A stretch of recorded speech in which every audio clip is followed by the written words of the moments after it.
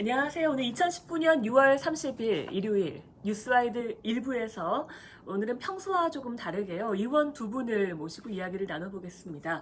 민주당 최재성 의원과 한국당 김영우 의원과 함께 이야기를 해볼 텐데요. 내용을 세 가지 정도 다룰 거예요.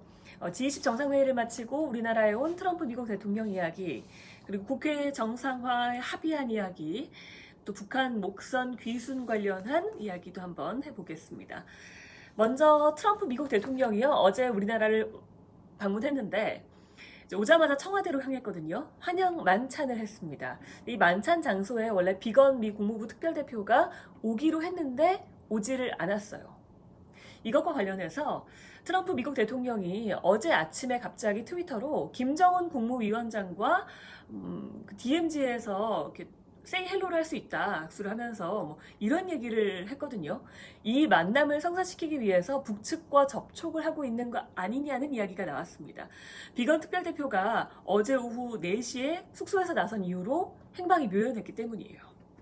과연 진짜 그런 이야기들을 했는지, 실제 오늘 DMZ에서 북미 정상이 만나는 일이 벌어질지 한번 예상을 해보겠습니다.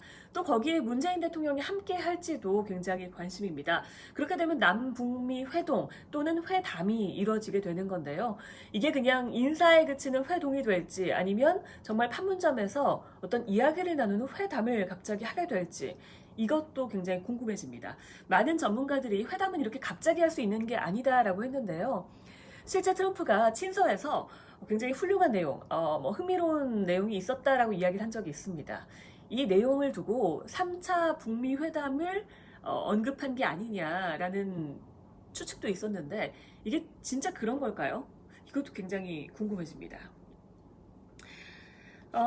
그리고요, 국회가 정상화 합의를 했다는 소식. 매주 제가 분수령이다, 이번 주말이 분수령이다, 이런 얘기를 했었는데 드디어 정상화에 합의를 했습니다. 한국당에서 등원을 해야 한다는 목소리가 높아지던 상황이었는데 한국 당내 분위기는 어땠는지, 왜 이렇게 국회로 돌아갈 결심을 하게 됐는지 이 내용을 한번 물어보겠습니다.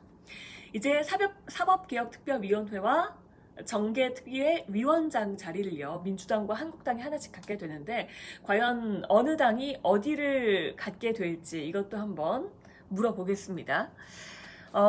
그리고 남은 과제 중에 하나가요, 패스트트랙 과정에서 불거졌던 이 고소고발전에 따른 소환 통보입니다. 한국당의 의원 4명에게 경찰이 지금 소환 통보를 한 상황인데요. 어떻게 처리가 될지 이 내용도 한번 짚어보겠습니다. 자, 한국당에서 북한 목선 귀순에 대한 문제도 좀 원내에서 이야기를 해보자라는 목소리가 컸던 걸로 알고 있습니다. 국회 정상화를 하는데 굉장히 큰 이유 중에 하나가 됐겠죠. 오늘 출연하는 김영우 의원이요, 북한 선박 입항 은폐 조작 진상조사 단장입니다.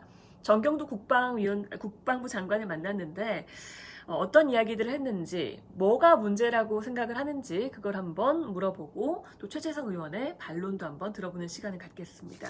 그 경계 실패 논란이라든지 실과 조금 다른 브리핑 내용들이 문제가 좀 됐었는데요. 이 내용들에 대한 견해도 듣는 시간을 갖겠습니다. 잠시 후 일요일 뉴스와이드 1부에서 뵙겠습니다.